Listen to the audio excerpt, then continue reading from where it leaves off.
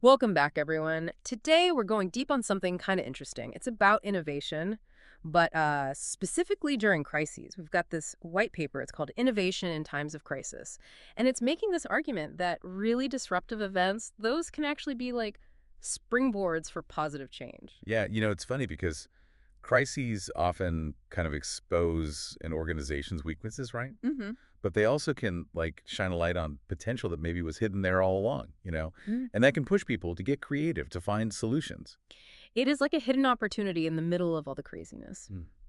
The paper says that crises can be real catalysts for innovation. We're forced to deal with problems that we might have just ignored if things were calm, right? We need fresh solutions. And a lot of times that leads to people working together in a whole new way. Right, right. Think about it. A crisis, it creates this sense of urgency. Mhm. That's just not there when everything is going as usual. You can't just stick with the old ways. And suddenly people are way more open to trying new things. It's like Yeah. finally permission to think outside the box. Exactly. And, that connects to this idea of, what do they call it? Creative destruction. Sometimes you got to shake things up. Yeah. Maybe even break down the old systems to make room for something better. Have you ever, cleaned out a super cluttered closet? Yeah. It's like chaos at first, but then you end up with this fresh, organized space, and it just works better. That's such a good analogy. So, okay, we've seen that crises can spark innovation, but the white paper also says it's not always easy. There are some real challenges. Yeah, and I think one of the biggest ones is the psychological impact. When stress and fear take over, our brains go into survival mode, and that can actually make it harder to think creatively, to come up with new ideas. Right, because when you have a huge deadline, your brain just freezes up, Mhm. exactly. Yeah. But there's this other side to it too. If you can learn to handle that stress, build some resilience, you can actually unlock some amazing breakthroughs. It's like you get Yep. stronger because of the hard times. Yeah. Some of the most innovative stuff comes from when people push past that fear and uncertainty. So crises can drive innovation, but we got to get over those mental hurdles. Enough with the theory, though. Let's get into some real world stuff. The paper has these really cool case studies that show how organizations have actually made this work. These case studies are fascinating. First up, NASA. Okay, so you probably think of astronauts and rockets, right? But during COVID, they took on a totally different kind of challenge. It is amazing how they were able to use their expertise for like a global problem, something Yeah. completely different. So the white paper talks about how thousands of NASA employees, they wanted to help with the pandemic, and they used this platform called IdeaScale, it's like a crowdsourcing thing, to gather solutions from everybody. It wasn't just the employees though, right? The leadership at NASA, they were super supportive, encouraging people to participate. They created this whole culture of like welcoming new ideas and celebrating innovation. It's so cool how they used their skills, the things they were already good at, to fight the pandemic, like supercomputing, AI, data analysis. They applied all of that to COVID research. And the results were incredible. I mean, they contributed to vaccine research, virus tracking apps, even modified ventilators. They really showed what can happen when you use what you know in a whole new way. So, NASA, an organization all about space, stepped up to tackle a global health crisis. But that's not the only inspiring example. The paper also talks about the U.S. Coast Guard, how they used innovation to save lives during those hurricanes back in 2017. Remember those? Right. And that Coast Guard case study really shows that even organizations that have been around forever can change when things get tough. Their old way of doing things, like their lessons learned process, it was way too slow for what was happening during those hurricanes. They needed a faster way to share important information, best practices, all of that. And that's where IdeaScale came in again. See, it's super adaptable. The Coast Guard used it to create a real-time hub for sharing ideas from all over the organization, ideas that could actually save lives. They were doing things like monitoring social media for distress calls, and figuring out ways to make mobile technology work better in disaster zones. They took this crisis and made it a chance to completely change how they shared information. And it made a huge difference. The Coast Guard could respond to those hurricanes so much better, and that meant more lives saved. Wow. These case studies show us that crises can really be like turning points, even in organizations that seem resistant to change. That's right. And the paper keeps saying that this isn't just for big organizations. These principles apply to, us, regular people. Think about it. You've probably had your own crises, right?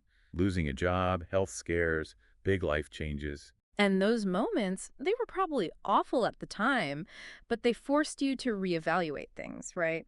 Learn new skills, figure out how to adapt. We can all relate to this idea of crisis driving innovation in a way. Totally. And it's not just about getting through it, it's about using it.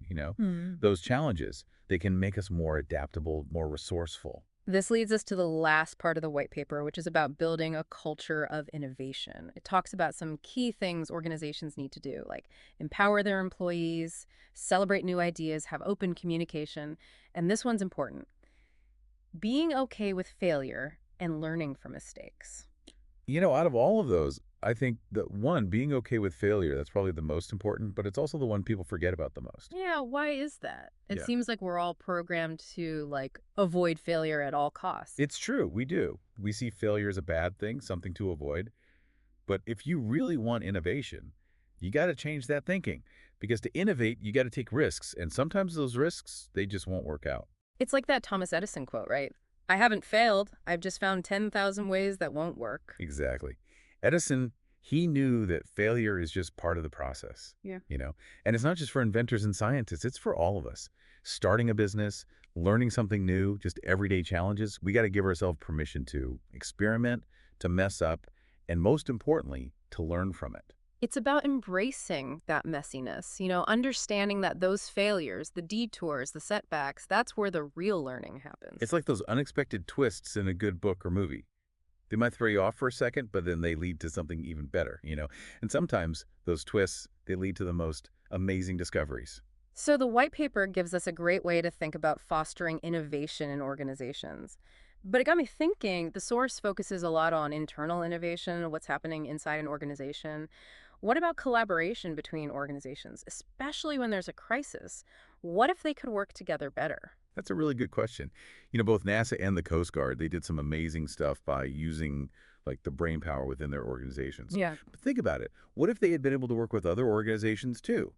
Share resources, expertise, all those ideas, but on a much bigger scale. Yeah, the possibilities are kind of mind-blowing. Mhm. What if NASA had teamed up with universities, private companies, maybe even international space agencies to speed up that COVID research? Or the Coast Guard sharing real-time data with all the other emergency responders during those hurricanes. Exactly. If you could break down those walls between organizations, you could come up with some seriously innovative solutions, especially during a crisis when you need to act fast. It's like the difference between a solo mission and a whole expedition, right? You've got Yeah. way more resources, more viewpoints, and a wider range of expertise, all working toward the same goal. And that kind of collaboration between different organizations, that could be huge for tackling those big global problems we're facing, like climate change or future pandemics, even poverty.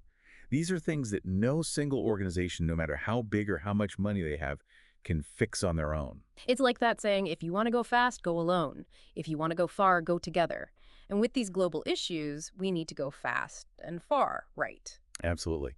The white paper, it's all about building a culture of innovation inside organizations. But maybe the next step is like building a culture of collaboration between organizations? That's a really interesting point. So to wrap things up, we've seen that crises, they can be these catalysts for innovation for organizations and for us personally. We talked about the mental hurdles, but also the potential for breakthroughs. We looked at NASA and the Coast Guard. Those are great examples of how even institutions that have been around forever can innovate when they need to. And we even touched on this idea of collaborating between organizations, what that could look like in the future of problem solving. The big takeaway here is that crises, yeah, they're disruptive, but they can also be a chance for positive change. It's about accepting the challenge, building that innovation culture, and looking for those opportunities that come up when things are chaotic. And remember, this applies to everyone, whether you're running a huge company or just dealing with your own life stuff. We all have crises, big and small, and it's up to us how we react. Do we let the challenges control us, or do we use them to grow, to become more resilient, and yeah, maybe even more innovative? It really is our choice, isn't it?